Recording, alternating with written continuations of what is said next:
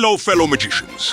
Welcome to another episode of Magician's Academy, the place where we analyze awesome duels to learn some tips and tricks about our Dark Magician deck. In this occasion, we dueled a Kashtira duelist who was very tough. Today's lesson is going second.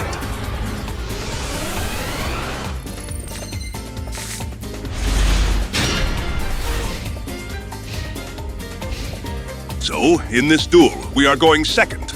Sadly, our deck is not that strong going second.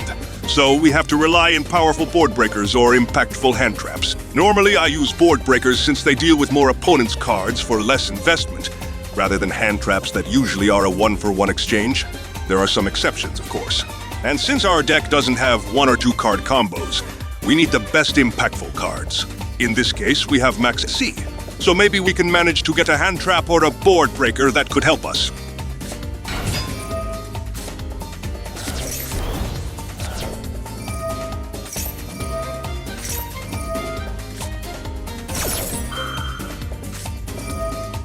Well, never mind.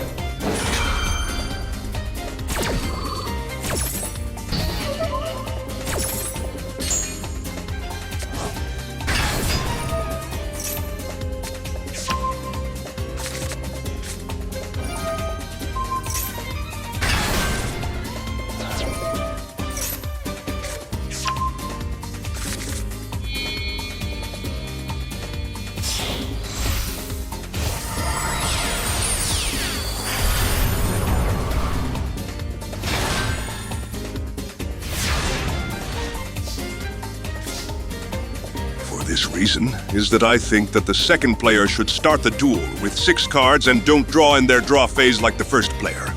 That way we balance a little bit the going first issue. I must talk to Pegasus so he can change this. Nevertheless, this is one of the exceptions about hand traps Nibiru, because it's one card that can deal with a full board. Sadly, it's too late. Well, I have nothing here to beat my opponent. The only thing I can do is trigger the obligatory effect of Arise Heart of attaching one banished card to it, so Talents gets life, then activate it.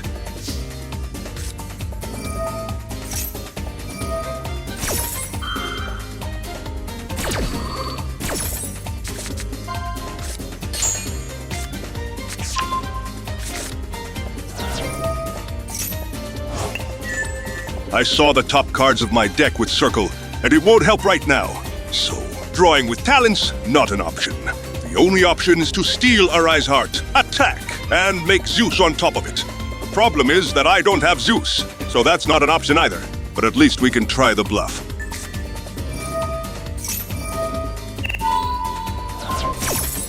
Great. The bluff worked. He banished his own monster to avoid Zeus. Now we can set the Dark Magician triangle without worrying about Arise Heart banishing our cards. We have a chance.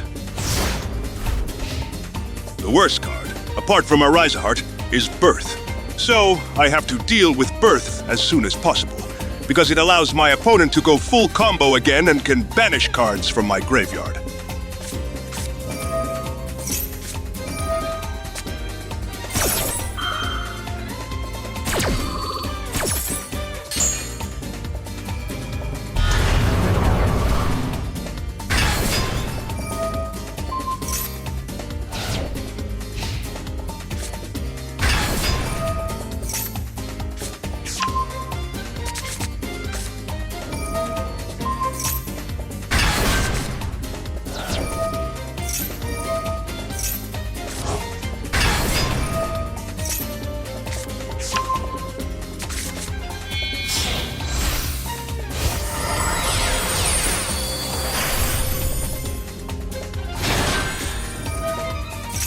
From this moment I can activate Nibiru, but it's better to let the opponent cook so he wastes as much resources as possible.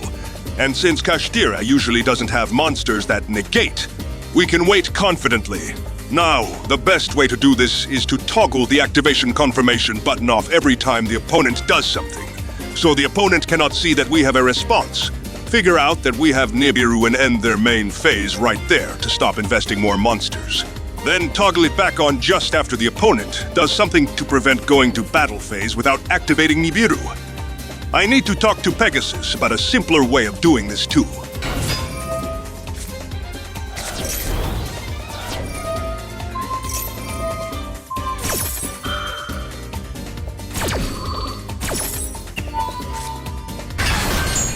Here, my opponent tried to go to battle phase, so had to activate Nibiru.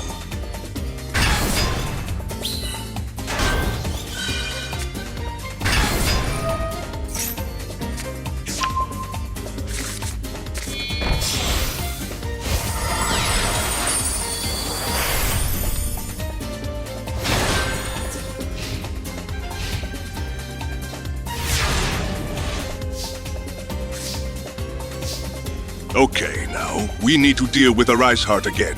But first, let's bait some of the face-down cards my opponent has.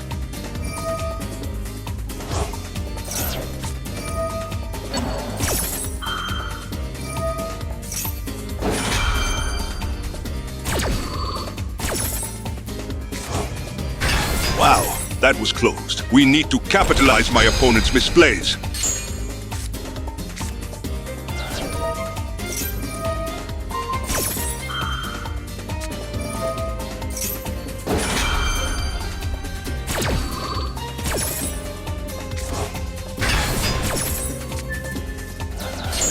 This is very important. The zone where you place Nibiru's token.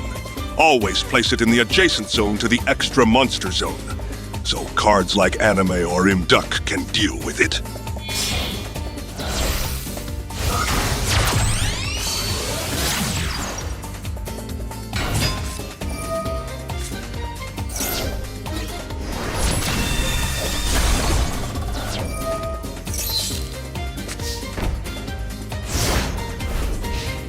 In this occasion, I cannot banish Birth right away like before because of preparations.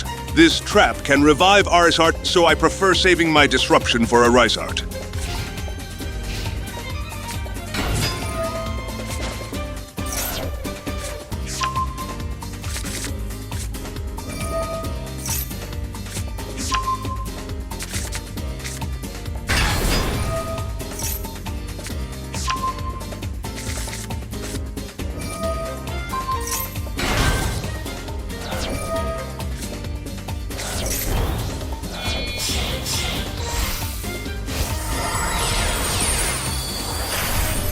Oh well, I need to banish that monster right now.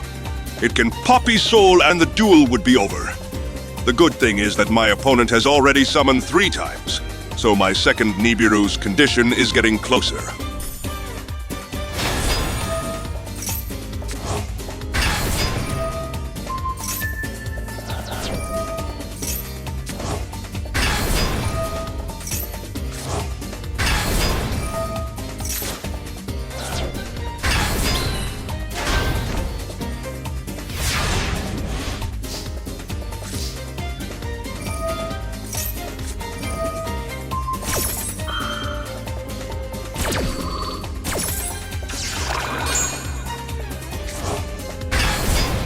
That Imperm negates my circle, so I cannot banish anything this turn. But that's okay, because now Arise Heart is in the graveyard, and that's important because it is a dark monster. Do you know what that means? Oh yeah, lig climbing. And the best part is that there are no interruptions because preparations can only summon monsters from hand and banish pile, and the only face-up monster in the banish pile is Ogre, which doesn't suppose a problem.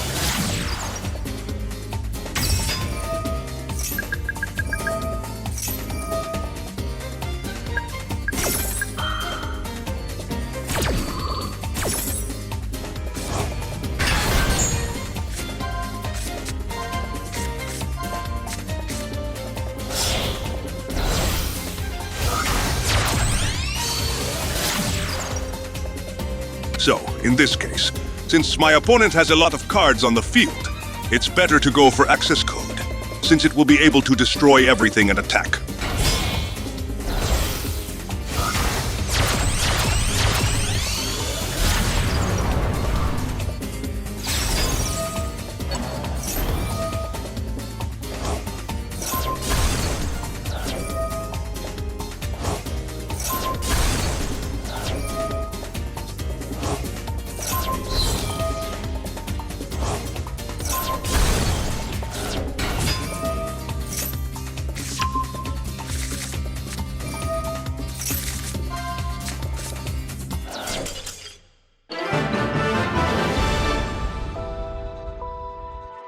My opponent didn't need to see more.